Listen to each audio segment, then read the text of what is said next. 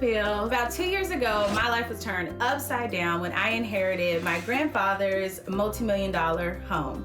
My grandfather bought this home in 1968, and I literally grew up right here. I took my first steps downstairs. When he passed away, I inherited his home as the sole heir. The challenges of inheriting a family home came with a tax. The day after my grandpa passed away, I started receiving letters from people attempting to buy his house. One stated that I was behind in my taxes, which I was not. Companies were trying to pose as financial institutions, often to get you into reverse mortgages. One neighbor literally sent a letter expressing their condolences, but then offering to buy the house. They offered me $800,000, which is a lot of money, but it was a slap in the face because in this neighborhood, I know my house is worth almost $2 million.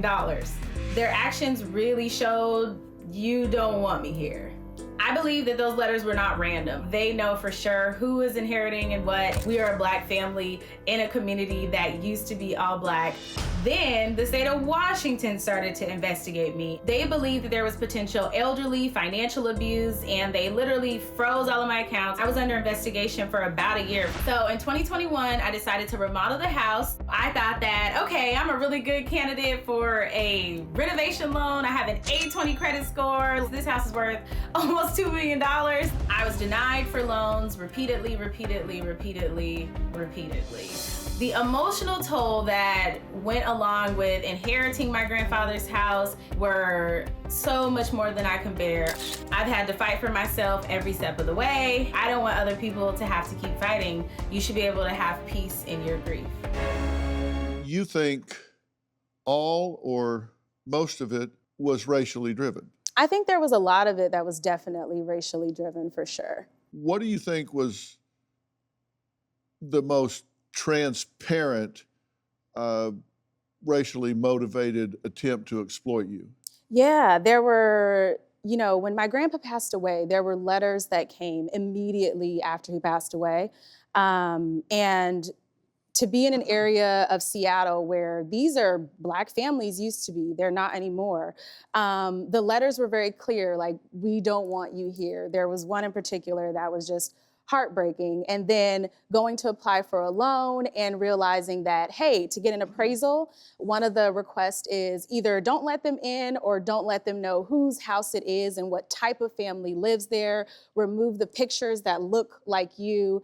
And understanding what I know and being educated, that means we need you to not show that this is a Black home, because a Black home is going to be valued less. The value of my home is not indicative on the color of my skin.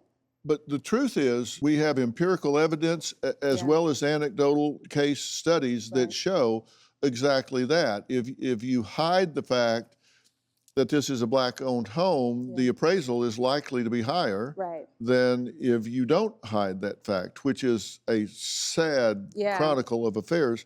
How many times did you try to get loans to renovate that home? Oh my God, I would say probably 12. And I've been a homeowner since I was 21 years old. So this is not new to home ownership. I understood what costs were gonna be needed and went to the bank, had all my papers. I'm a full-time entrepreneur, but I'm very good on my accounting and things. Denied.